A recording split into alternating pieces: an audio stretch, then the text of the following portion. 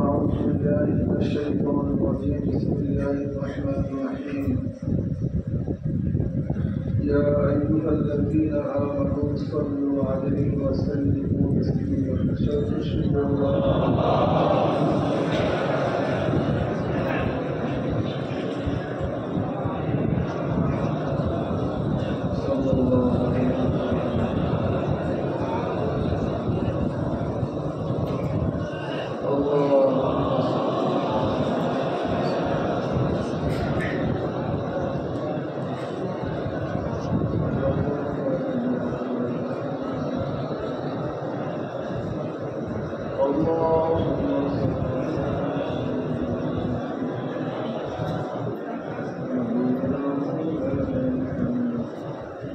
صلى الله عليه وسلم أعوذ بالله من الشيطان الرجيم بسم الله الرحمن الرحيم شهر رمضان الذي أنزل فيه القرآن صدق الله العلي العظيم وصدق رسول النبي الكريم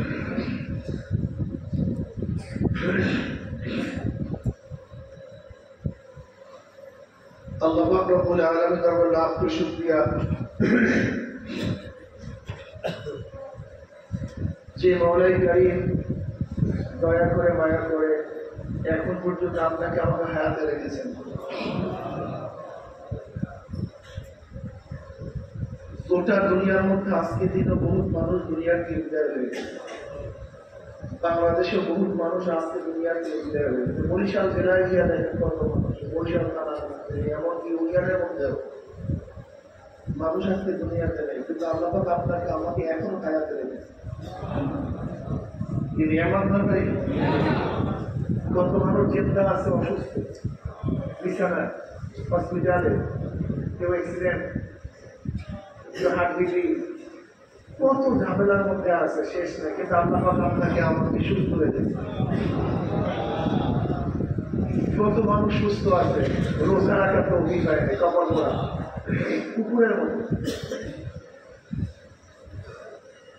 রমজানের আগেও কুকুর দিনের বেলায় খানা খেয়েছে, তারা রমজানের মধ্যেও কুকুরগুলি দিনের বেলা খানা খায়, গরুগুলি রমজানের আগেও দিনের বেলা খানা খেয়েছে, গরুগুলি রমজানের মধ্যেও দিনের বেলা খানা খায়। ঠিক কিছু মানুষ আছে যারা রমজানের আগেও দিনের বেলা খানা খেয়েছে, পান করছে, রমজানের মধ্যেও দিনের বেলা খানা খেয়েছে, পান করছে, তাদের মধ্যে কুকুরের মধ্যে পার্থক্য থাকে একই তো। ও দিনের বেলা খানা খেয়েছে, এও দিনের বেলা খানা খেয়েছে। আসলে ওদের মধ্যে আসলে শুয়ারের মধ্যে, কুকুরের মধ্যে, জানোয়ার মধ্যে কোনো পার্থক্য নেই। দেখেন অবয়বের নাম মানুষ, মানুষ শুধু চেহারার নাম মানুষ। আসলে এখানে মারাত্মক আমরা ভুল করি। আমাদের এই দর্শকটা ঠিক হয়ে যায়, তারা হাজারো মাসালা ভালো হয়। আমরা মনে করি হাত পা চক্ষু কান নাক এইটা শরীরের গঠনের নাম মানুষ। আসলে এইটা কোনো ভুল। এই আকৃতির নাম মানুষ না, এই চেহারার নাম মানুষ না, এই অবয়বের নাম মানুষ না। মানুষেরা ভিন্ন জিনিস। যদি অবয়ব চেহারার নাম মানুষ হয়, তা চোরকে আপনি চোর বললেন কেন? তার অবয়ব তো ঠিকই আছে, তার চক্ষু নাক কান চোরে ঠিক আছে না, তা চোর বললেন কেন? ডাকাতকে ডাকাত বললেন, ধর্ষককে ধর্ষক বললেন কেন? জালেমকে জালেম বললেন কেন? তার বাণীটা কি?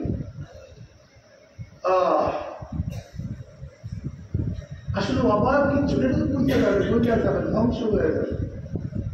সুম্মা রাদাদনাহু আসফালা সাফিলিন। ওমর বিন আব্দুল আজিজ রাহমাতুল্লাহ আলাইহি, যাকে আমরা কনসল খলিফা বলে থাকি, এই ওমর বিন আব্দুল আজিজ রাহমাতুল্লাহ আলাইহি বলেন, তুমি যাকে যত মহব্বত করো, যাকে যত ভালোবাসো, সে মারা যাওয়ার 3 দিন পর তার চেহারা দিকে তাকাতে পারবে না, তার কাছেও যেতে পারবে না। ভুলে গেছে, পচন ধরছে, বুঝ করতেছে, চেহারা বিবর্ষ হয়ে গেছে। এই তো আমাদের হাকিকত। হাকিকত से दुनिया में खबर है, দুনিয়া কি নুমাইশ করে, এই যে হাকিকত, এই জন্য মানুষ একজন চোর, ডাকাত, বদমাস, খুনি, অশ্ব, তাদের আকৃতি অভাব সবই ঠিক, কিন্তু তাদের মর্যাদা একজন আল্লাহওয়ালা, তাদের চেহারা অভাব সবই এক, কিন্তু তাদের মর্যাদা দেখ। নবী আলাইহিস সালাতু ওয়াস সালাম আমার উম্মতের মধ্যে 500 জন বুজুর্গ হচ্ছে, নির্দিষ্ট বুজুর্গ, সম্মানিত বুজুর্গ, এবং 40 আবদাল থাকবে। তারা দুনিয়া থেকে বিদায় হওয়ার পরে সেই স্থানে আরেকটু চলে আসবে। কয়জন আবদাল? 40 জন আবদাল থাকবে এবং 500 বুজুর্গ, আর বুজুর্গ থাকবে। তাদের একজন বিদায় হওয়ার সাথে সাথে আর একজন সেই স্তরে বিশুদ্ধ হয়ে যাবে। সাহাবা বলছেন, ইয়া নবী আল্লাহ, তাদের চেনা কোনো কায়দা আছে? হ্যাঁ, কায়দা। তাদের কায়দা হলো তাদের জুলুম করে তারা মাফ করে দেয়, তাদের জুলুম করে তারা মাফ করে দেয়, জুলুম অত্যাচারের প্রতিশোধ গ্রহণ করে না। তারা মানুষের সাথে ভালো ব্যবহার করে, বিবেকের থেকে মানুষকে দান করে। এইগুলো তো আখলাক, এইগুলো তাদের চরিত্র। অথচ তারা কিন্তু মানুষ, কিন্তু তাদের মর্যাদা আমাদের মর্যাদা করতে। উমর বিন খাত্তাব রাদিয়াল্লাহু তাআলা আনহু ইসলাম গ্রহণ করার আগে যে চেহারা ছিল, ইসলাম গ্রহণ করার পরে একই চেহারা পরিবর্তন হয়। কিন্তু কোথায় ওমর? আর কিন্তু সে আগের ওমর, ইসলাম গ্রহণ করার আগের ওমর আর ইসলাম গ্রহণ করার পরে ওমর কিন্তু এক ওমর, কিন্তু চেহারা পরিবর্তন হয়। আমি বারবার এই কথাটাই বুঝাতে চাই যে আসলে মূল ব্যাপারটা কোন জায়গায় কলম, আসলে খেলা তামাশার কলম। ওমর তো ইসলাম গ্রহণ করার আগে সে ওমর, ইসলাম গ্রহণ করার পরে ওমর কিন্তু এক ওমর নাম। কোথায় কি পার্থক্য? তাহমিদুল কলবি রাদিয়াল্লাহু তাআলা ইসলাম গ্রহণ করার আগে তার খবর সবাই জানেন। জাহিলি যুগের কন্যা জন্মগ্রহণ করাটা এটা খুব লজ্জার বিষয় ছিল, আর ইসলাম মধ্যে কন্যা সন্তান জন্মগ্রহণ করার গৌরবের বিষয়। আর জাহিলি যুগে কন্যা সন্তান জন্মগ্রহণ করা খুব অপমান, লজ্জার বিষয়। এর জন্য মধ্যবিত্ত লোকেরা কোন কন্যা সন্তান জন্ম হওয়ার সাথে সাথে আল্লাহ তাদের হত্যা দিত, তাদের জায়গা দাপন করত। বলেছেন যে একটা কন্যা সন্তান জন্ম দিচ্ছে এবং তাকে লালন পালন করে দিন শিক্ষা দিচ্ছে, আল্লাহ তার জন্য জান্নাত ওয়াজিব করে দিয়েছে।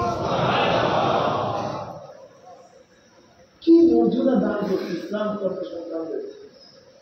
অথচ জাহিল যুগের কন্যা সন্তানদের কোন মূল্য ছিল না, দাম ছিল। জাহিদুল কবির রাদিয়াল্লাহু তাআলা একটা না দুইটা মাস নিজের হাতে 70টা নিজে উন্নতজাত কন্যা সন্তান জেতানা করেছে। সম্ভব কি হবে? জনাব মুহাম্মদ রাসূলুল্লাহ সাল্লাল্লাহু আলাইহি ওয়াসাল্লাম বলিয়া গেলেন, আমি বক্তা, আল্লাহকে আমার জীবন রাখতে। নবী আলাইহিস সালাতু ওয়াস দাহিয়া তওবা করে, ইস্তিগফার করে, আল্লাহর কাছে মাফ চাও, আল্লাহ সমস্ত গুনাহ মাফ করে দেবেন। জাহিদুল কলবি রাদিয়াল্লাহু আনহু, নবী আল্লাহ ইয়া রাসূলুল্লাহ, আমি ওই গুনাহটা ভুলতে পারি না, ওই অপরাধটা ভুলতে পারি না। আমাকে বারবার সে অপরাধ আমাকে নাড়া দেয়, আমি সহ্য করতে পারি না। ইয়া নবী আল্লাহ, ইয়া রাসূলুল্লাহ, আমার স্ত্রীর গর্ভে একটা সন্তান আছে, আমি সফরে গেলাম, অনেকদিন প্রশ্ন করতে যাচ্ছি। আমি স্ত্রীকে বললাম, তোমার সন্তান অবস্থা কি? সে কি জন্ম হয়নি? বলছে সে মারা গেছে। অথচ আমার সেই সন্তান মারা যায়নি, আমার সন্তানটা ছিল একটা মেয়ে সন্তান, কন্যা সন্তান, আমি তো মেরে ফেলবো।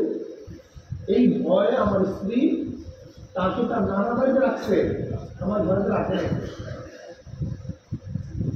তো আমরা সন্তান রাস্তায় বড় হয়েছি। আপনারা জানেন জানি তো কবিতা আরবের মধ্যে সবচেয়ে বেশি আকর্ষণীয় চেহারা ছিল, সবচেয়ে বেশি সুন্দর ছিল।